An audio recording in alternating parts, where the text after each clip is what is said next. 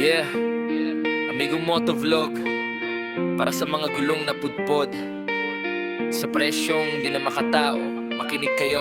Umaga pa lang, bukas na ang app, pero unang makita mo parang joke ang gap. 15 kilometro, bigat pa ng karga, tapos pare parang pamasahe lang sa jeep. Grabe na, gas tumataas, bilihin sumabay, pero presyo ng biyahe parang paurong ang galaw. Gulong langis, maintenance pa, sakita mo ngayon parang utang pa ang resulta. 4 na oras sa traffic ng EDSA, isang delivery, di pa pang merienda. Sinasabi nila, diskarte lang yan, pero kahit anong diskarte, lugi pa rin pare, aminan. Barya na lang, sa kalsada buhay ang tinatayang. Lalo mo, pakinggan nyo naman, di kami makinatao lang. Barya na lang, pawis at pagod di katumbas man lang.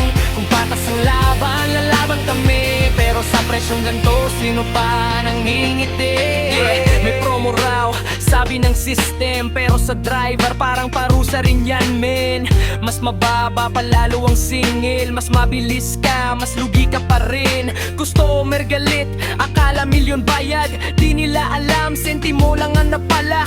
Pag kinansela mo, ikaw pa masama, paano mo bubuhayin pamilya mo sa ganta? May risk sa daan, may ticket, may multa, may aksidente, sagot mo lahat, wala silang pakialam ba? Pero pagkitaan na, tahimik sila, kami na lang lagi ang kailangan mo munawa.